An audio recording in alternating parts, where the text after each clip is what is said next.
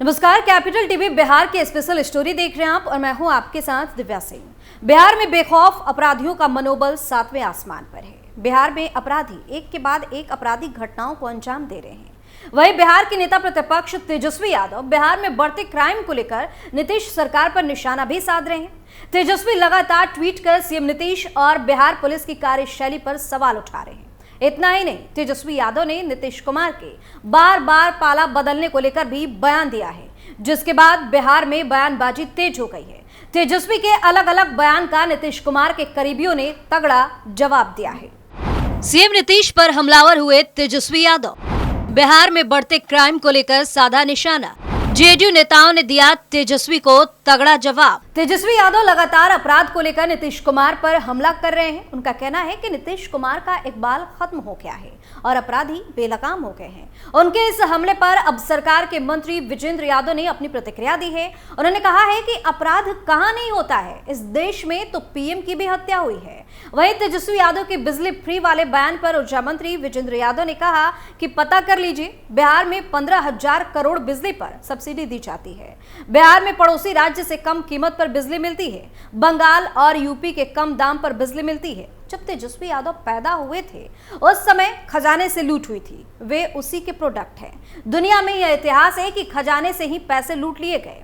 वहीं अपराध पर मंत्री विजेंद्र यादव ने कहा कि आपराधिक घटनाएं कहां नहीं होती, इस देश में तो पीएम तक की हत्या हो जाती है। एक सवाल के जवाब में उन्होंने कहा कि नीतीश कुमार एनडीए में हैं और एनडीए में ही रहेंगे। तेजस्वी यादव सीएम नीतीश कुमार की कृपा से 2 बार उप मुख्यमंत्री बन गए हैं। क्या इकबाल खर्च कितना कम हो रहा है? इतना काम जो हुआ उसके पिताजी के समय में हुआ था क्या?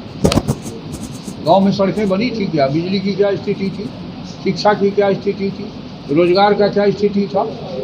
आज तो हर क्षेत्र में बाहर के लोग भी इन्वेस्ट करने आ रहे हैं। ये दिखाई नहीं पड़ता हमको। पिछले चुनाव में भी कितना शानदार प्रदर्शन हम लोगों का रहा, उसका क्या स्थिति रहा? 40 में कितना सीट जीते हम लोग? लगभग 30,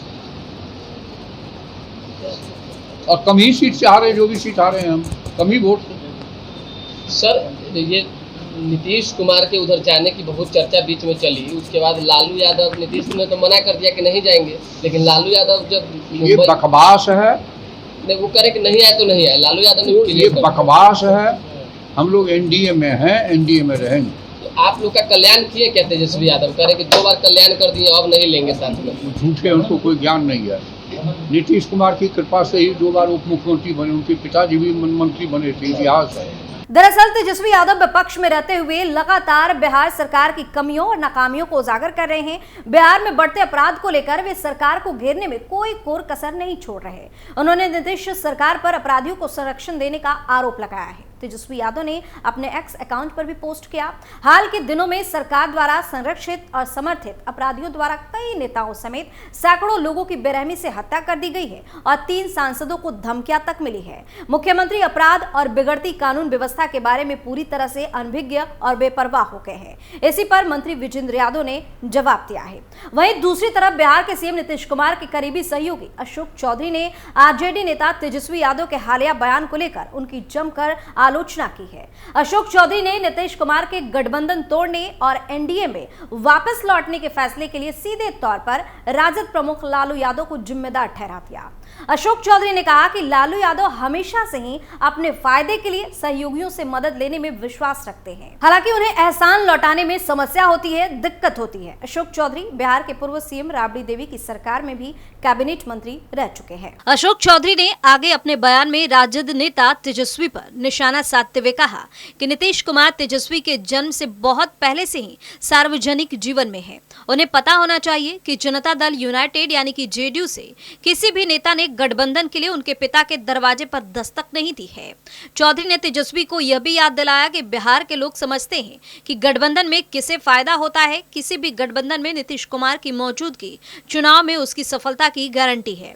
बिहार में महागठबंधन की सरकार में डिप्टी सीएम रह चुके तेजस्वी ने बीते हफ्ते नीतीश कुमार पर निशाना साधते हुए भविष्य में उनके साथ किसी भी तरह के गठबंधन की संभावना से इनकार कर दिया था। तेजस्वी ने दावा किया था कि पिछली बार नीतीश कुमार ने उनके घर आकर राबड़ी देवी के सामने हाथ जोड़कर और गिड़गिड़ाकर माफी मांगी थी। इसी दौरान आरजेडी विधायक भी वहां मौजूद थे। बता दें कि आरजेडी नेता तेजस्वी यादव ने बिहार के सीएम नीतीश कुमार पर हमला बोला। उन्होंने कहा कि बिहार के मुख्यमंत्री कितनी बार कसम खा चुके हैं। बिहार की जनता तो छोड़िए, किसी को भी यह याद तक नहीं होगा कि इधर यानी कि हमारे साथ आए तो कितनी बार कसम खाई और उधर यानी कि बीजेपी के साथ गए तो कितनी बार कसम खाई। उनकी कसम का कोई मतलब नहीं है, उन पर कोई विश्वास नहीं करता। हमने 2 बार उन पर दया कर दी, दोनों बार उनका वही रूप दिखा। इस बार कोई मतलब नहीं। अब तो जनता ने उनके लिए दरवाजे बंद कर दिए तो हम लोग कौन होते हैं? हमारे घर पर हाथ जोड़कर माफी मांगी, सभी विधायकों के सामने माफी मांगी, सदन में भी सबके सामने माफी मांगी। तेजस्वी यादव आगामी विधानसभा चुनाव की तैयारी में जुटे हैं। इसके लिए पार्टी कार्यकर्ताओं में जोश भरने के लिए चलाए जा रहे कार्यकर्ता आभार कार्यक्रम का उद्घाटन किया है। इस कार्यक्रम के जरिए वो राज्य में पार्टी के कार्यकर्ताओं और जनता से मिल रहे हैं। यात्रा के पहले दिन उन्होंने कहा कि हम कार्यकर्ता दर्शन और संवाद कार्यक्रम के लिए आए हैं। हमारा उद्देश्य पार्टी कार्यकर्ताओं से संवाद करना और उनकी बात सुनना है। उन्होंने कहा कि हम कार्यकर्ताओं की सलाह लेंगे कि पार्टी का विस्तार कैसे किया जाए और पार्टी को कैसे मजबूत किया जाए। पार्टी संगठन और कैडर बनाना ज्यादा जरूरी है। पार्टी में सीधा संवाद होना चाहिए। जिसे जो टिप्पणी करनी है करने दे, इससे कोई फर्क नहीं पड़ेगा। अब सीएम नीतीश कुमार से कानून व्यवस्था तो संभल नहीं रही है। सीएम की दिलचस्पी अपराध से निपटने में नहीं है। तेजस्वी यादव ने इससे पहले सोशल मीडिया प्लेटफॉर्म एक्स पर एक पोस्ट भी किया था। इसमें उन्होंने लिखा था कि बिहार में सत्ता के संरक्षण में अपराध फल फूल रहा है। अपराधी जब चाहे जहां चाहे किसी को भी गोली मारकर भाग जाते हैं। राजग के कारता धरता बढ़ते बेलगाम अपराध से बेखबर है। उन्होंने कहा कि इधर उधर में मस्त व्यस्त और पस्त मुख्यमंत्री से बिहार बिल्कुल भी नहीं संभल रहा। इसके साथ ही तेजस्वी यादव ने राहुल गांधी के उस बयान का समर्थन भी किया जिसमें उन्होंने कहा कि लोकसभा चुनाव अगर निष्पक्ष हुए होते तो बीजेपी 240 सीट तक नहीं पहुंच पाती। वहीं तेजस्वी ने कहा कि यह कोई रहस्य नहीं है कि बीजेपी के विरोधियों पर केंद्रीय जांच एजेंसियों को खुला छोड़ दिया जाता है। जैसा कि हमने महाराष्ट्र में देखा है, बीजेपी के साथ गठबंधन करने से पिछले सभी पाप धुल जाते हैं। तेजस्वी ने कहा कि जो 400 से ज्यादा सीट जीतने का दावा कर रहे थे वो महज 240 सीटों पर सिमट गए। ये तो अभी शुरुआत है। तेजस्वी यादव ने कहा कि इस सरकार के खिलाफ लोगों में गुस्सा बढ़ रहा है। अगले साल बिहार में होने वाले विधानसभा चुनाव में महागठबंधन जीत दर्ज करेगा।